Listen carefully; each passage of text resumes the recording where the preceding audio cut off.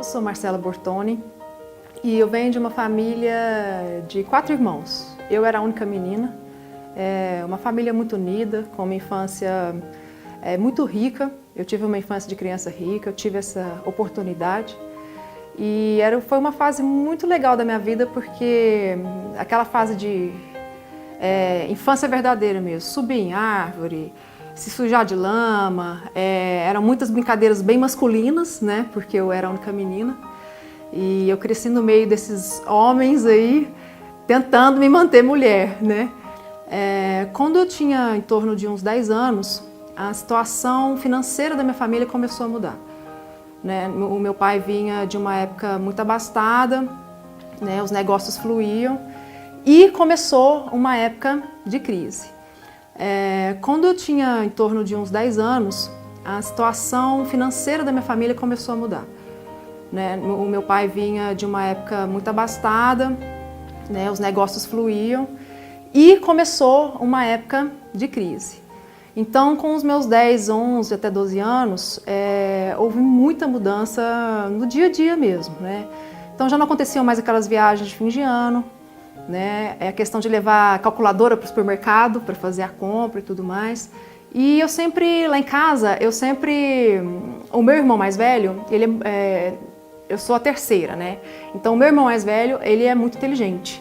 Ele passou com 16 anos em medicina, aqui na Universidade Federal.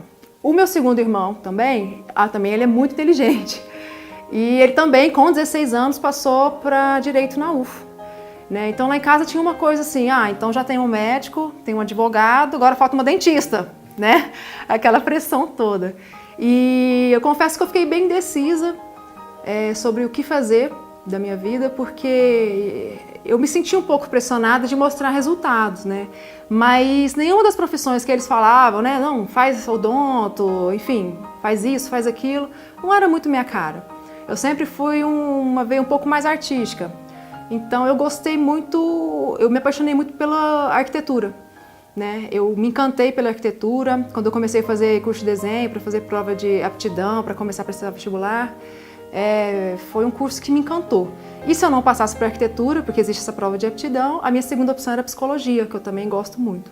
Então nessa época, mesmo com muita dificuldade, tendo a ajuda de terceiros, eu entrei na faculdade particular de arquitetura.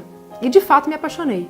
Foi assim, paixão à primeira vista. Eu era a melhor aluna da sala, me dedicava, eu fazia os trabalhos, enfim, tudo que eu podia dar de melhor, eu fazia. Eu lembro que eu não tinha todo o material, porque é um material muito caro e tudo mais, são canetinhas específicas, muita régua específica, material mesmo, né, de arquitetura. Mas eu tinha o básico, então eu chegava na sala de aula, os meus colegas tinham sempre o kit inteiro das canetinhas, tinha tudo, então era, olha, me empresta aqui, me empresta isso e tudo mais. Me lembro de tirar muito xerox, de não comprar livros, enfim, de tentar facilitar da melhor forma possível. Só que chegou no ponto que realmente a situação financeira lá de casa se agravou mesmo. E foi um momento muito triste para mim, porque eu realmente tive que deixar a faculdade. É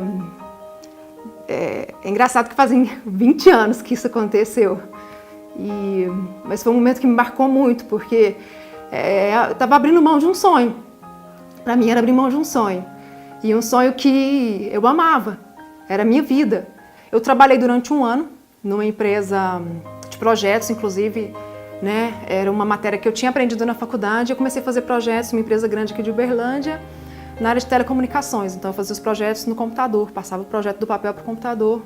E aí, trabalhando, a vida fluindo, eu entrei em uma escola de inglês, que eu gostava muito de trabalhar. Eu fiquei lá durante um ano. E foi lá que eu descobri que eu tinha muito jeito de trabalhar com pessoas, de gerir pessoas, de treinar pessoas e principalmente de vender.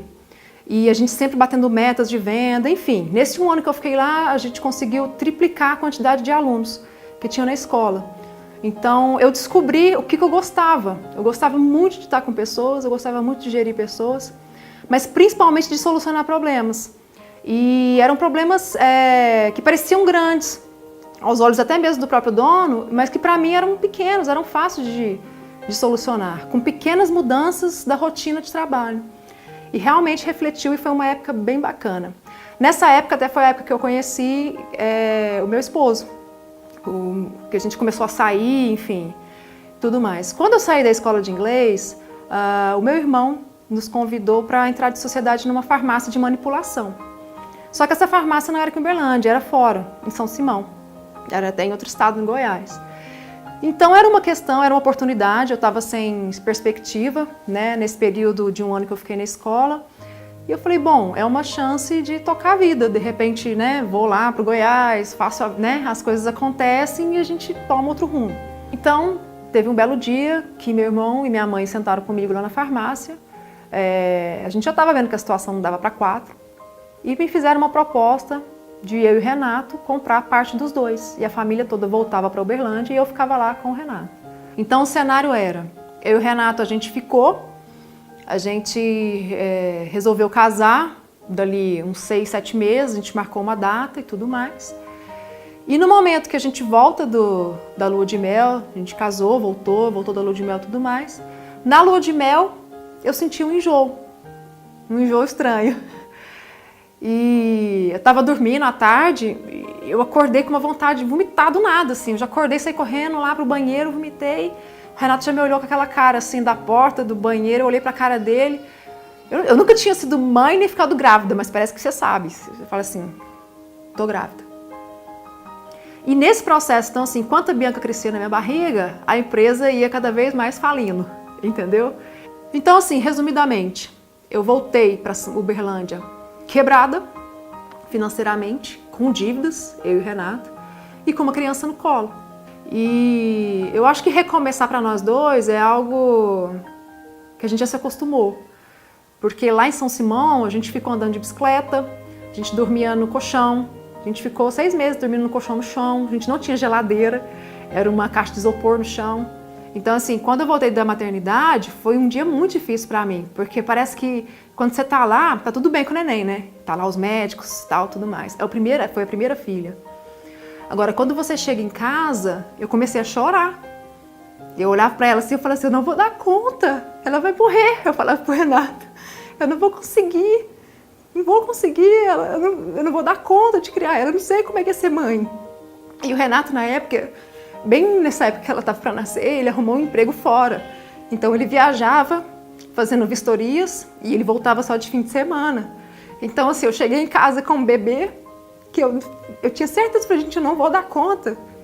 Como é que eu vou fazer com essa menina? Se ela morrer, o que eu faço? E o Renato já viajava no dia seguinte que ela nasceu.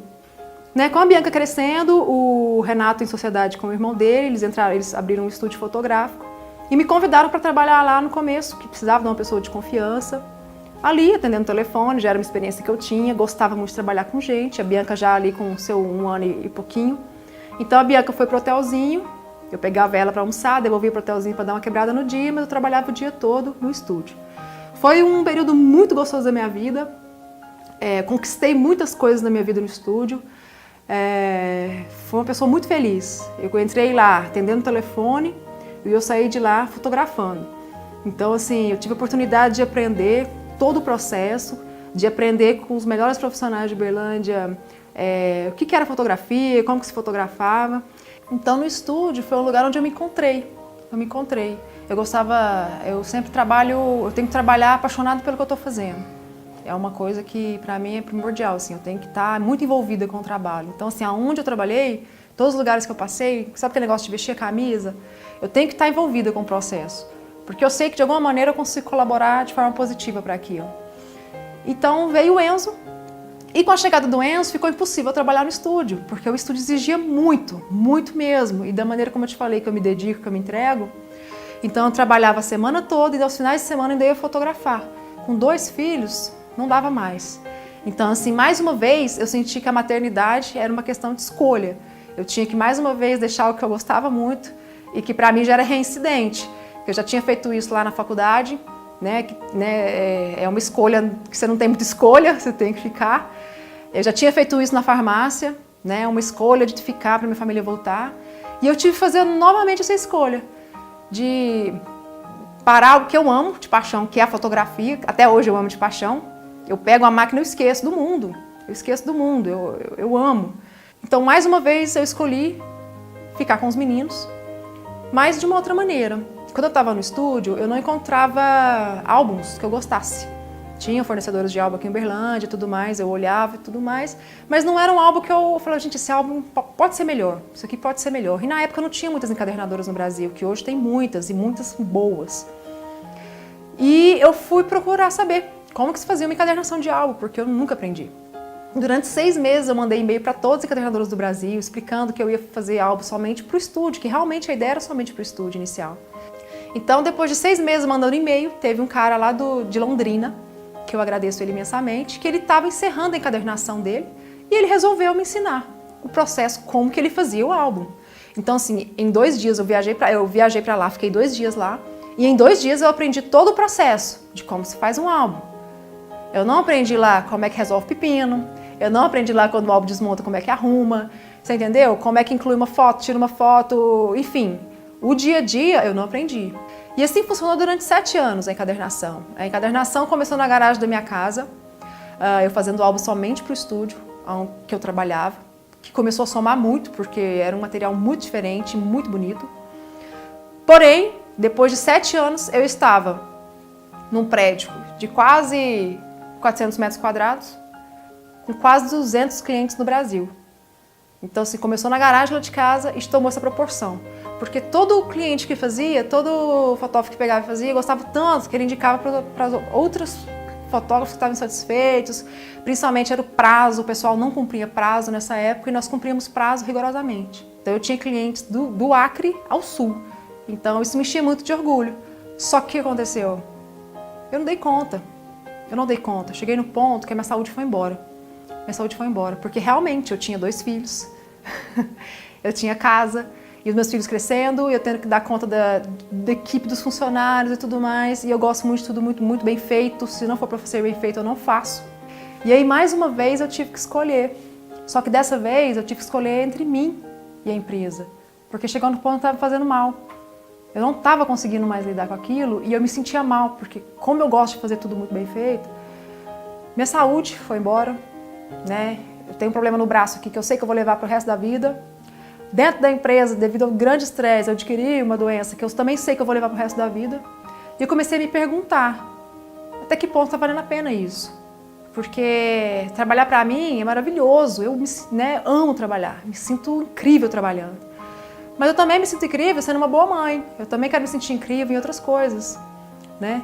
Então, mais uma vez, eu tive que fazer essa escolha. E eu escolhi por mim, dessa vez eu escolhi por mim. Eu falei, olha, é muito difícil você abrir mão de uma empresa que você viu crescer na garagem da sua casa e no ponto que chegou. Então o conhecimento que eu tenho hoje adquirido na parte de empreender, de colocar as coisas para funcionar do zero, ou de pegar algo que não esteja funcionando tão bem e transformar em algo bacana, é algo que eu aprendi no dia a dia e que eu sou apaixonada. Então eu descobri que eu consigo colaborar assim com um número maior de pessoas possíveis, ensinando essas pessoas a como empreender, né, a como chegar lá. E o empreendedorismo digital me possibilita isso.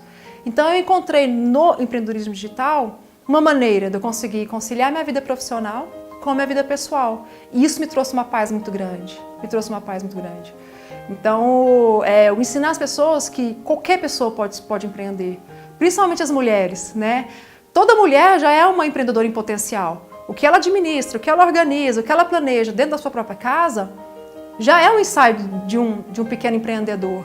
Né? Ela tem que saber administrar um estoque de comida, ela tem que saber o que está ali, o que ela tem que comprar, né? Ela tem que saber administrar uma agenda de criança, ela tem que saber administrar o dia dela, senão ela não dá conta de tudo. Então, assim, não só as mulheres, todos nós somos capazes de ser empreendedores, basta que a gente queira aprender com os nossos erros, aceitar, que é muito difícil, erro machuca, a gente não quer aceitar erro, né?